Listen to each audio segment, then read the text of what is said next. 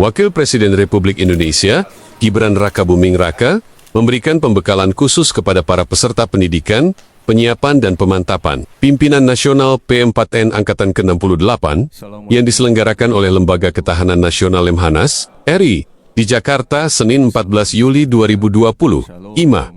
Dalam pidatonya, Wapres Gibran menegaskan pentingnya mempersiapkan generasi kepemimpinan nasional yang tidak hanya tangguh secara intelektual, tetapi juga memiliki integritas, keberanian mengambil keputusan, dan kepekaan sosial yang tinggi dalam menghadapi tantangan abad ke-21.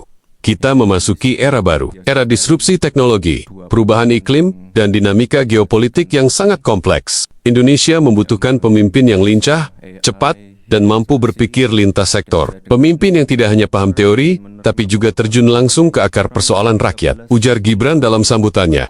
Dalam pembekalannya, Gibran menggajak seluruh peserta P4N Angkatan 68 untuk memperkuat semangat kolaborasi, antar instansi, dan antar generasi. Menurutnya, kepemimpinan modern bukan lagi soal siapa yang paling kuat atau paling senior, tetapi siapa yang paling mampu membangun sinergi dan membawa perubahan nyata. Kita tidak bisa memimpin dengan gaya lama di tengah tantangan baru. Cabinet hari ini adalah soal keteladanan, kemampuan menginspirasi, dan keberanian mengambil langkah inovatif. Jangan takut gagal, yang penting bergerak dan adaptif, tegasnya.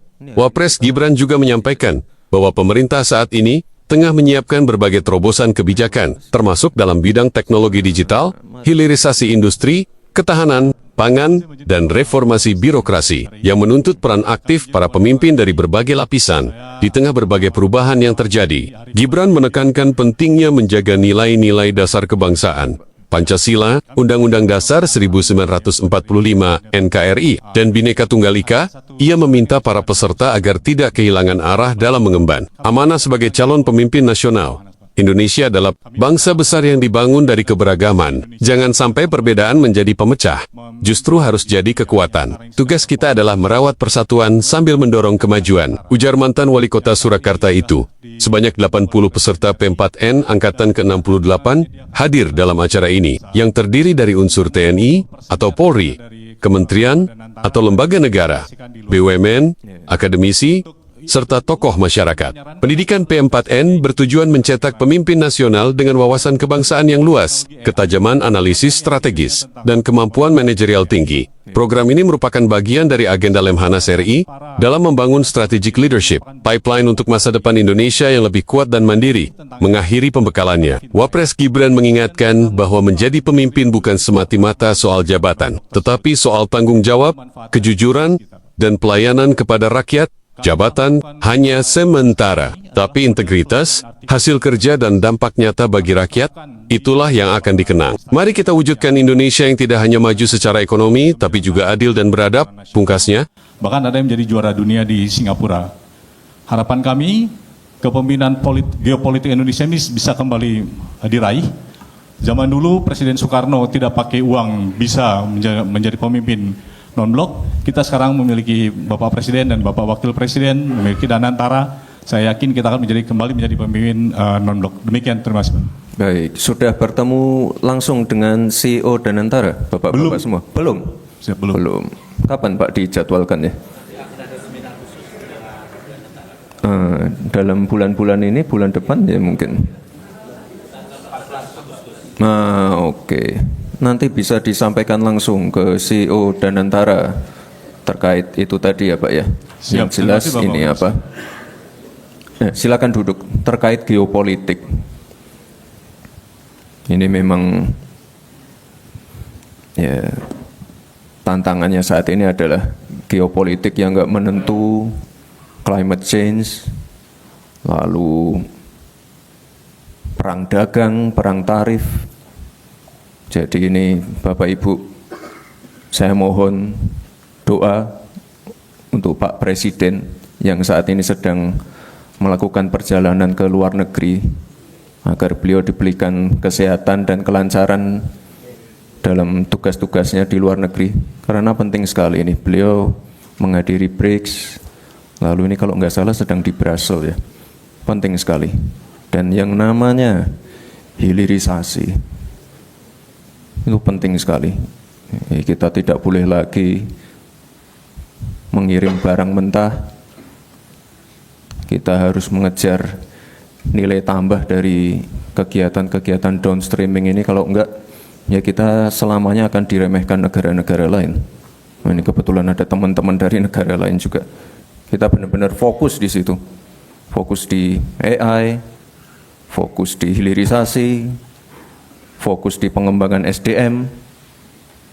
Di bulan ini Pak Presiden juga akan segera meluncurkan sekolah rakyat, meluncurkan koperasi merah putih. Nah, ini untuk menghadapi tantangan-tantangan ke depan. Geopolitik, Rusia, Ukraina, Israel, Palestina, Israel, Iran, perubahan iklim. Kemarin juga Jakarta, Bekasi, Tangerang, saya baru pulang dari Tangerang juga banjir. Ini harus ditindaklanjuti juga. Banjir, kekeringan ekstrim. Lalu masalah perang tarif. Ini kita sedang bernegosiasi juga. Disrupsi teknologi, AI, blockchain, kripto. Nah, ini saya harap nanti Bapak Ibu semua lebih aware dengan tantangan-tantangan ini. Jadi fokus kita, fokus Pak Presiden, ini sudah jelas hilirisasi, swasembada energi, swasembada pangan, energi baru terbarukan. Nah, kemarin Pak Presiden baru aja meresmikan juga salah satu fasilitas besar di Karawang, pabrik baterai. Ada juga beberapa bulan lalu pabrik pemurnian logam mulia. Ini juga besar sekali. Bapak dan Ibu yang saya hormati, sering saya paparkan pada waktu saya masih wali kota, kampanye, debat pilpres, tentang pentingnya ini bonus demografi. Jadi kesempatan seperti ini tuh hanya datang sekali. Jadi kita harus benar-benar hati-hati menyiapkan SDM terbaik. Itulah tadi kenapa Pak Presiden menyiapkan sekolah rakyat. Selain sekolah rakyat ada juga sekolah Garuda, sekolah unggulan. Ini beliau benar-benar menyiapkan SDM kita. Kalau di negara-negara lain ada krisis populasi, ada fenomena aging population seperti Jepang, Korsel. Ya, kita harus bersyukur. Ini kita sedang mendapatkan bonus demografi. Jadi kita mengubah future challenge menjadi future opportunity. Tapi kita harus hati-hati sekali. Swasembada energi. Bapak Presiden di setiap kesempatan, di ratas, di sidang kabinet, beliau selalu menyampaikan kemandirian pangan dan energi itu penting, di mana ini adalah masalah kedaulatan kita sebagai bangsa.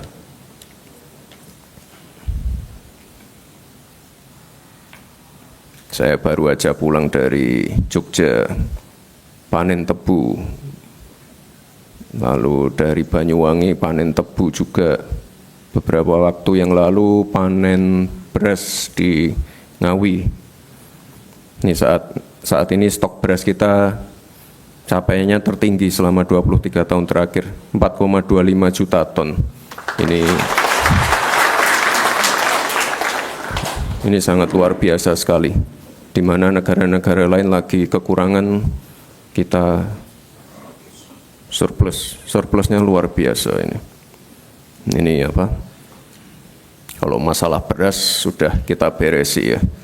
Masalah air, masalah pupuk, masalah mafia berasnya.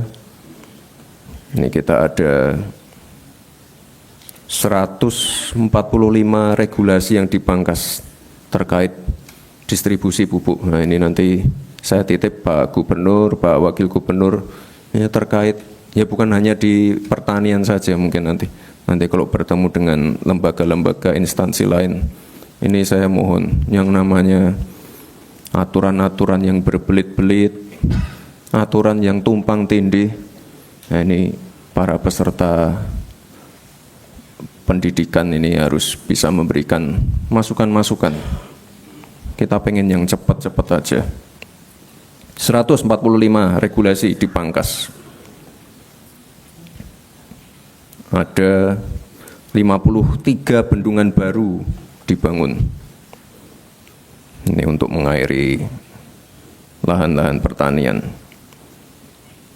Ada 366.000 kilometer jalan produksi di desa-desa telah dibangun juga. Telah dialokasikan juga anggaran pembangunan dan perbaikan irigasi untuk mengairi 2 juta hektar lahan pertanian. Nah ini penting juga ini yang terakhir. R&D di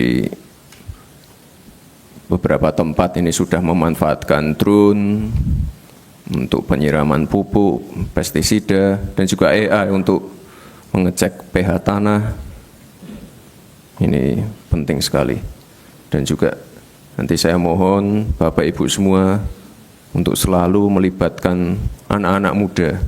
Soalnya di sektor pertanian ini mulai berkurang anak-anak mudanya. Padahal sebenarnya kalau kita lihat itu kesempatannya banyak sekali anak-anak muda, terutama anak-anak muda yang aware dengan teknologi AI dan lain-lainnya. Anak-anak muda yang benar-benar pengen fokus ke R&D. Ini ada yang dari Sumatera Utara mungkin? Sumatera Utara ya Pak. Saya kapan hari itu ke Hubang Hasudutan, Humbahas. Di sana ada pusat research dan di sana kita menemukan yang namanya kemenyan. Saya pernah bicara itu masalah hilirisasi kemenyan. Banyak yang ketawa. Kemenyan buat dukun ini. Salah. Kemenyan itu sama berharganya dengan nikel. Tapi dari dulu, ya sekali lagi kita dari dulu jualnya jual mentah. Ibu-ibu yang pakai parfum LV, Gucci dan lain-lain, itu dari kemenyan. Kita jualnya mentah terus, makanya kita dorong anak-anak muda untuk riset. Kita sediakan tempat yang baik untuk riset, alat-alat terkini. Hilirisasi, bukan hanya hilirisasi nikel dan lain-lain. Ada yang namanya hilirisasi kemenyan dan masih banyak lagi yang saya temukan di sana. Insya Allah tahun ini pusat riset itu akan diresmikan oleh Pak Presiden. SDM sekali lagi.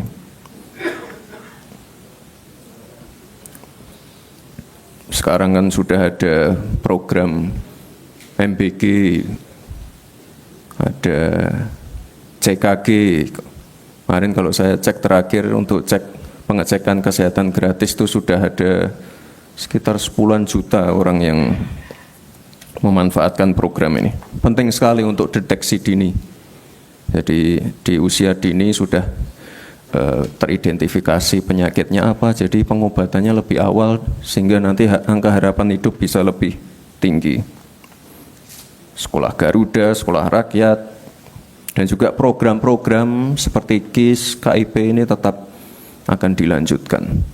Minggu ini program-program seperti BSU untuk warga yang gajinya di bawah UMR ini juga akan segera disalurkan. Lalu di sekolah-sekolah SD, SMP, SMA nanti ada kurikulum pelajaran pilihan, pelajaran coding dan AI di sekolah-sekolah. Ini penting sekali.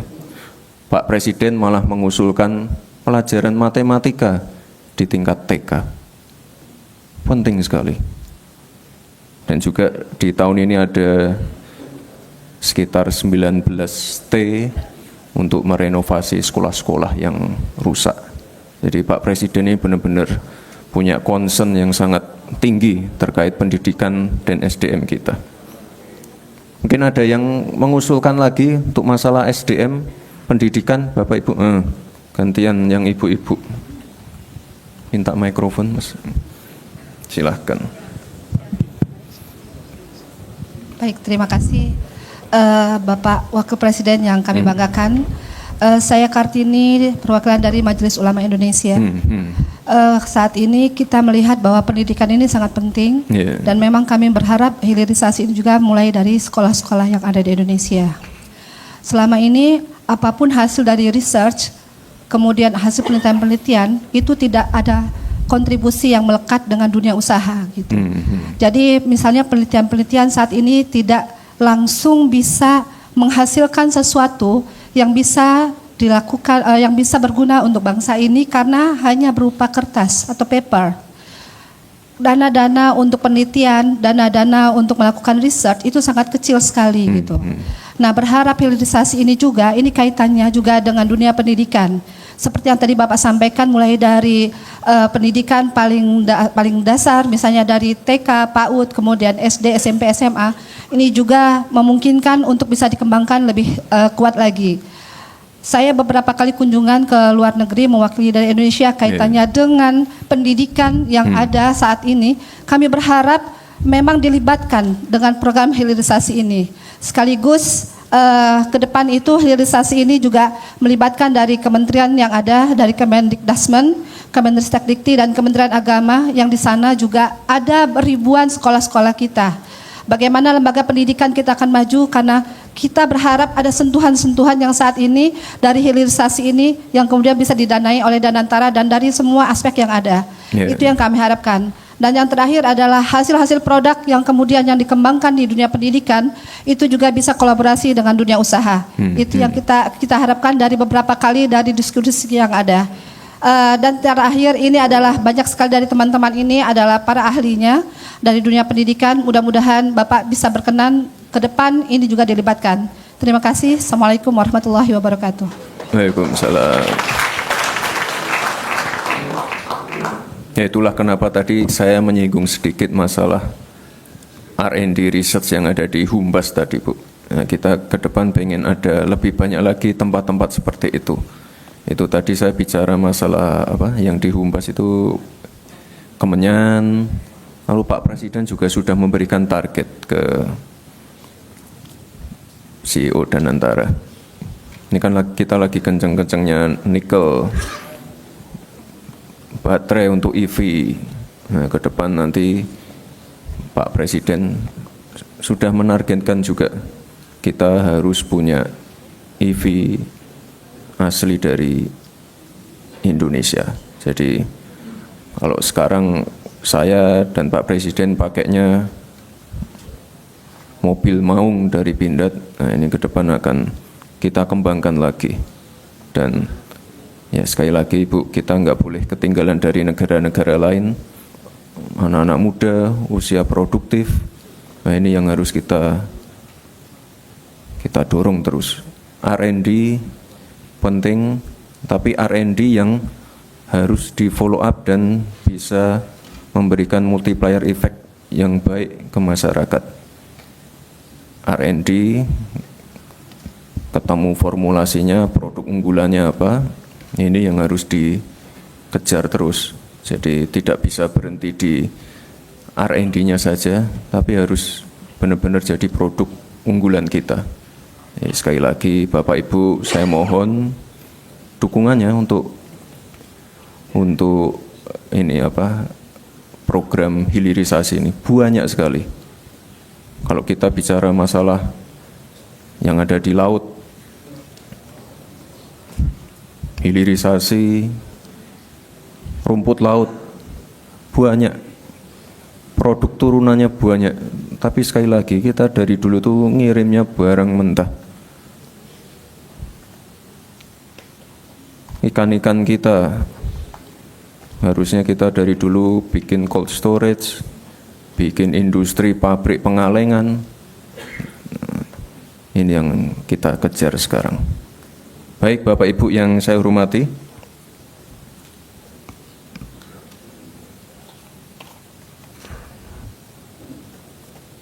nah, ini untuk menjaga daya beli, menjaga perputaran ekonomi di tingkat masyarakat. Pak Presiden juga sudah mendorong bantuan-bantuan seperti PKH, bantuan pangan, diskon listrik, subsidi upah, diskon transportasi, diskon tarif tol. Semua itu untuk menjaga daya beli dan perputaran ekonomi.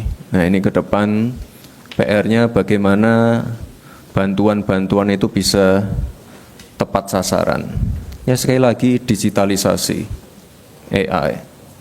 Kemarin ada berita itu apa itu yang lagi ramai, apa penerima bansos rekeningnya untuk judul, nah gimana itu? Atau banyak yang fiktif dan lain-lain tidak tepat sasaran. Ini pentingnya digitalisasi.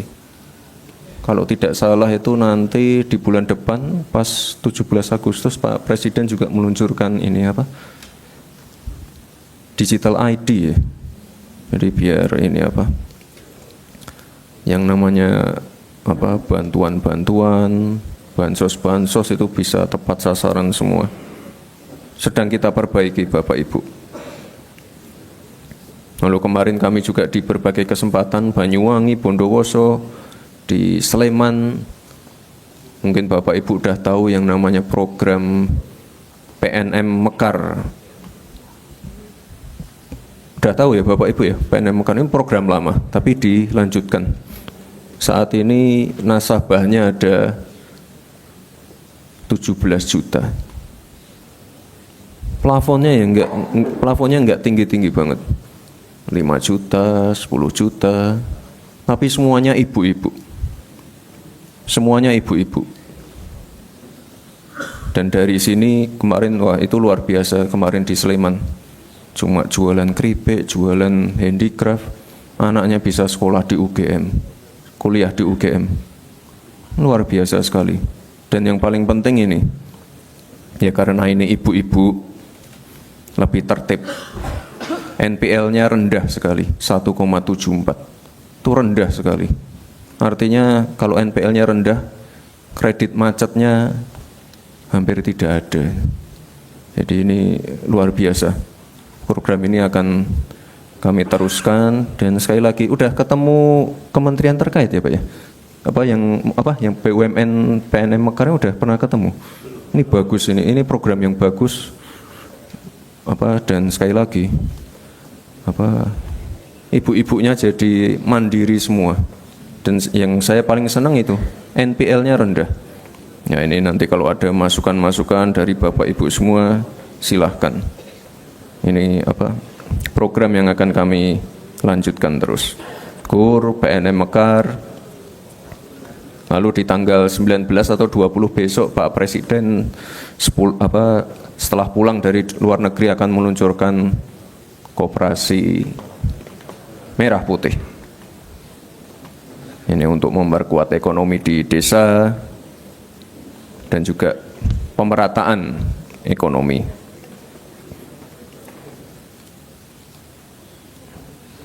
Bapak Ibu, ini sebagai penutup, ya saya pesan untuk selalu dalam mengeksekusi berbagai kebijakan itu Bapak Ibu harus adaptif, kolaboratif. Tadi sempat disinggung masalah ego sektoral. Ya sering saya alami dari zaman wali kota. Dan tadi kuncinya yaitu kolaborasi dengan Forkopimda, waktu itu dengan Danrem, dengan Dandim, Kapolres, Bupati, Wali Kota sekitar Solo, penting sekali. Sekarang misalnya swasembada pangan, itu jangan salah loh Bapak Ibu, itu melibatkan TNI Polri loh. Kemarin kita panen tebu itu yang membackup Pak Panglima. Ada juga panen jagung itu yang membackup Pak Kapolri. Ini semuanya berkolaborasi.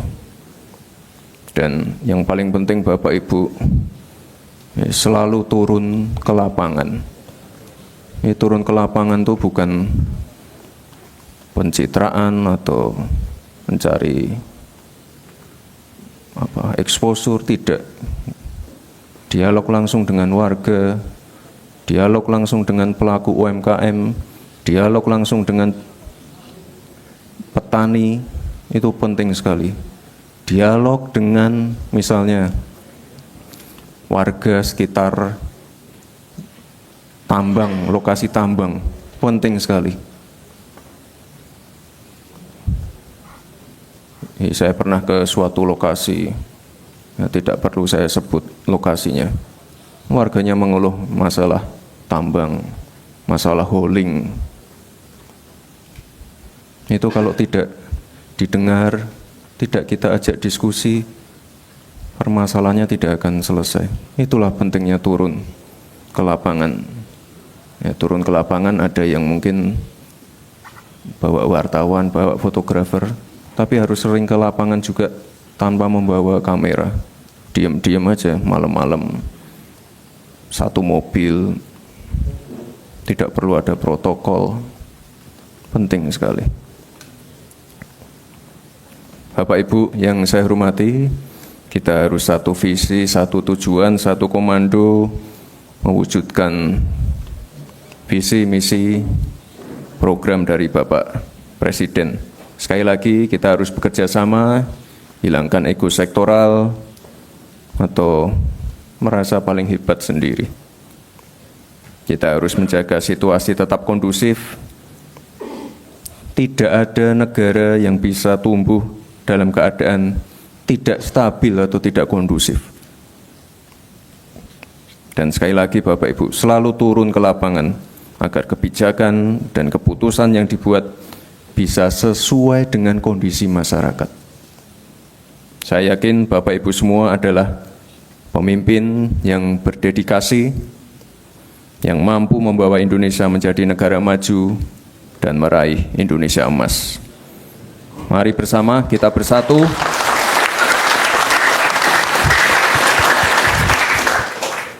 Mari bersama kita bersatu membangun bangsa yang kita cintai ini. Terima kasih. Wassalamualaikum warahmatullahi wabarakatuh.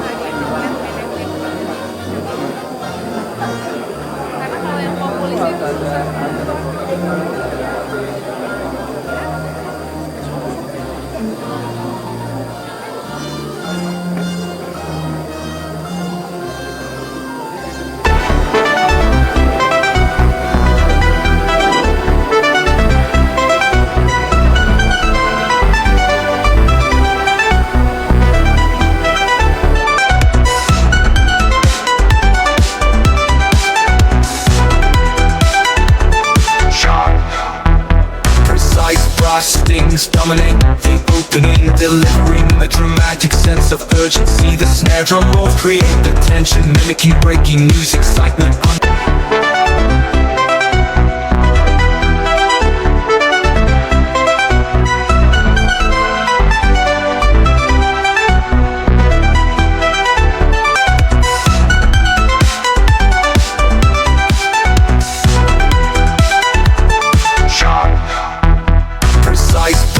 strings dominate the opening, delivering a dramatic sense of urgency. The snare drum rolls create the tension, mimicking breaking news, excitement.